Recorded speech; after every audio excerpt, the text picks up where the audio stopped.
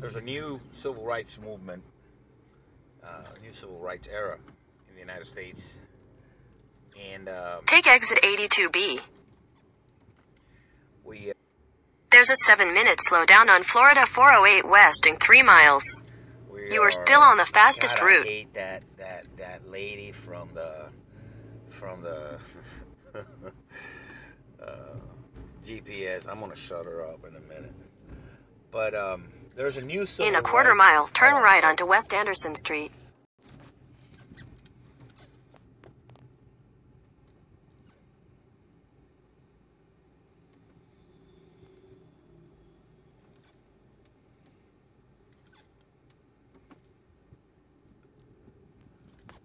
Hello.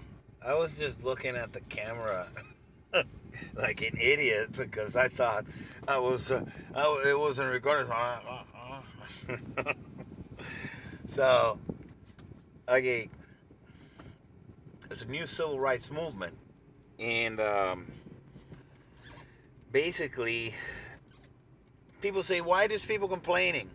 It's a response from the abusive right wing again. And people say, "Oh, you're anti-right." Look, man, it doesn't matter where the abuses come from. The left wing has the extreme left wing has committed atrocities, and the extreme right wing has committed atrocities. You know, we can't go to extremes, and I think.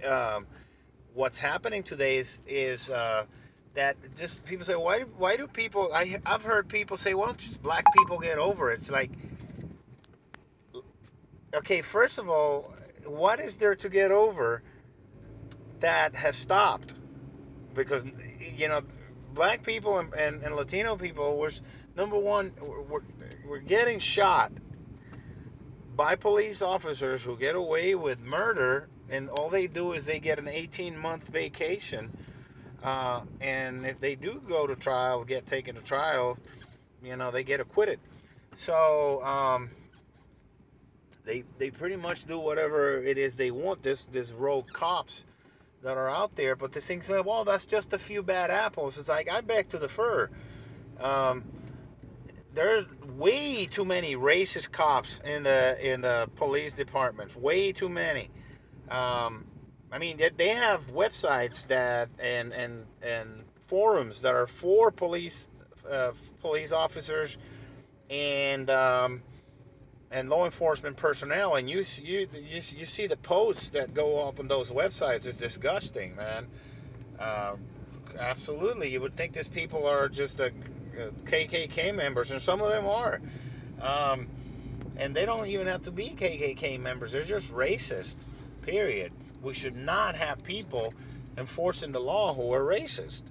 Now, people say, okay, so what about Latinos? Latinos, if you keep up with events, you will see that the last time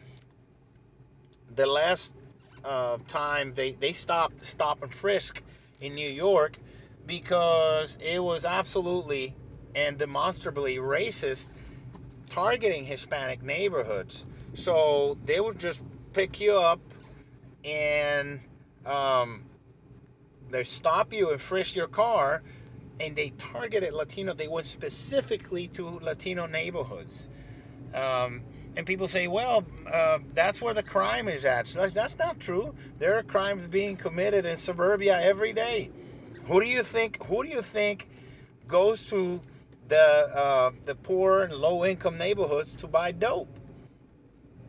Take a wild guess. Suburban kids.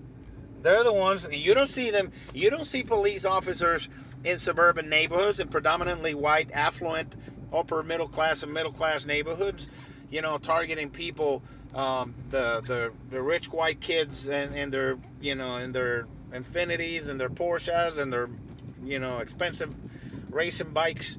When they don't get pulled over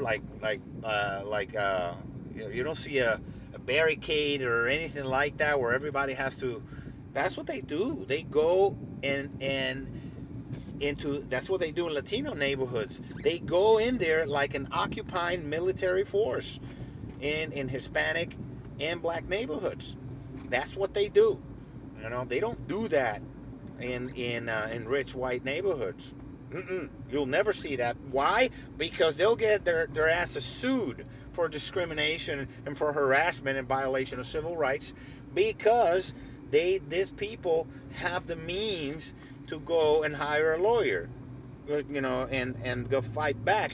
Not only that, the people who started the movement with the war on drugs are a bunch of racist assholes. Nixon's domestic policy advisor, who did 5 years in prison, after he got out of prison, they interviewed him. He said it openly, unashamedly. He said, yes, we needed a way to neutralize the power that the left wing was getting, and that the black people were getting, and we knew they were all going to vote against us, so we needed to come up with a plan, a strategy to neutralize their power. So they concocted, they said, well, we can't put them in jail for being black anymore, and now we can't put them in jail for being from the left or a hippie or something like that, so let's just make laws that target what they do as a crime. So what did they do? They went and wrote laws and that targeted not only the favorite drugs or whatever they were doing at the time, but they also targeted by decree on law enforcement to go out and arrest as many black and left-wingers as they could to enforce this racist laws. And they did the same thing with the sentencing guidelines for crack and cocaine. They did that. When it began, if you got caught with the same amount of crack and the same amount of powder cocaine, even if it was pure cocaine, you get 100 times more time if you got caught with the hard cocaine or the crack. Why? Because it was predominantly used, overwhelmingly used by black and Latino communities versus white America was more into the powdered cocaine, the sniffing it, instead of smoking it. I mean, absolutely, blatantly, openly, wantonly racist sentencing guidelines, which are still in place and are still overwhelmingly enforced. 80% of black males in American cities have arrest records, and a lot of them, the vast majority of them cannot vote or don't have the money to go out and restore their rights or any of that stuff. So that's a way to disenfranchise black people, is by passing racist laws and racist sentencing guidelines and focusing the enforcement of these laws on black and Latino communities. So that's why people just tired. They're just tired of getting their children incarcerated and killed. So that's why they're not getting over it. So, and they should not, ever. And we are, as Latinos, and I have African blood too, we should stand together against this stuff. The same thing, the protests by the LGBTQ community against this fascist Nazi right-wing regime from Donald Trump are warranted because of their blatant attacks on the gay community. But Mike Pence is a rabid homophobe, and written books, given conferences about comparing, talking atrocities about the gay people and stuff, making them look like beasts and animals and all that stuff. So that's why they push him back against their administration. So the new civil rights movement, and also the people targeting Hispanics, just like the Nazis targeted Jews during the Second World War, during the Nazi regime. This is exactly what the Trump administration is doing. So that's why you're seeing a lot of social upheaval and a lot of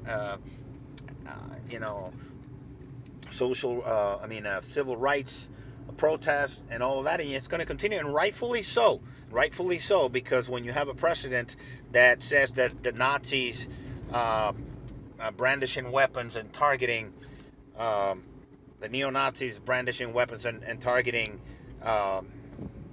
Latinos and all that stuff, and protests and running people over in a crowd of protesters. When a president calls those Nazis and says that they are some fine people in there, but he says that Mexico is sending us rapists and murderers and drug dealers and some good people, we have a problem. So rightfully so, there's a civil rights movement. Matter of fact, I'm surprised there isn't more activity like in the 60s, where there was a massive outcry. But I think it's boiling up to a point.